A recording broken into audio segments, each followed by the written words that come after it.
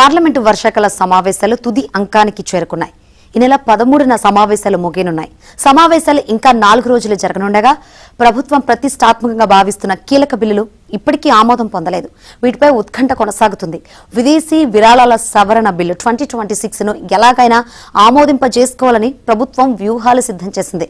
దీంతో పాటే డీలిమిటేషన్, మహిళా రిజర్వేషన్ బిల్లులను సైతం తెరపైకి తెచ్చే యోచనలో ఉన్నట్లు ప్రతిపక్ష శిబిరంలో జోరుగా చర్చ జరుగుతోంది. 2023 శీతాకాల సమావేశాల మాదిరిగానే విపక్ష సభ్యులను సస్పెండ్ చేసి ఎలాంటి చర్చ లేకుండానే ఈ కీలక బిల్లులను ఆమోదింపజేసుకుంటారనే ఆందోళన ప్రతిపక్ష పార్టీలో కనిపిస్తోంది.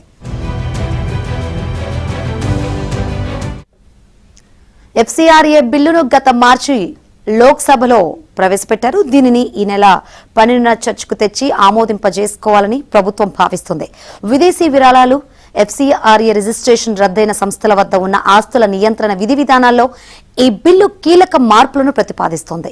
ఈ ప్రతిపాదనలపై మరింత లోతుగా చర్చించాలని ప్రతిపక్షాలు పట్టుబడుతున్నాయి.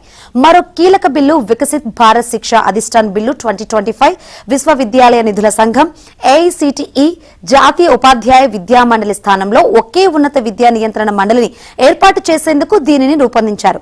దీనిని గతేడాది డిసెంబర్లో లోక్సభలో ప్రవేశపెట్టగా ప్రస్తుతం సంయుక్త పార్లమెంటరీ కమిటీ పరిశీలనలో ఉంది.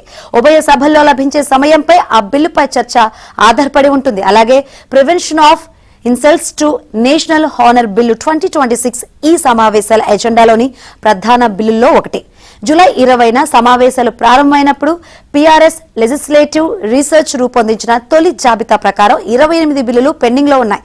వీటిలో కొన్ని బిల్లులకు ఇప్పటికే ఆమోదం లభించింది.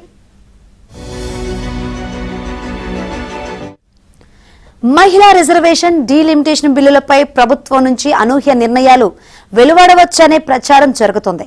వీటి ఆమోదానికి సభలో 3/2 మెజార్టీ అవసరం. ఈ క్రమంలో ఎక్కువ మంది సభ్యులను వివిధ కారణాలతో సభ నుంచి సస్పెండ్ చేసి ఆ తర్వాత వీటిని ఆమోదిస్తారనే ఆందోళన ప్రతిపక్ష శిబిరంలో కనిపిస్తుంది.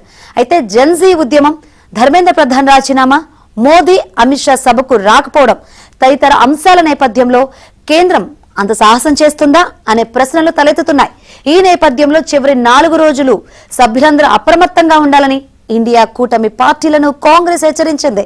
కాంగ్రెస్ సభ్యులంతా సమయానికి విధిగా సభలకు హాజరు కావాలని విప్ జారీ చేసింది.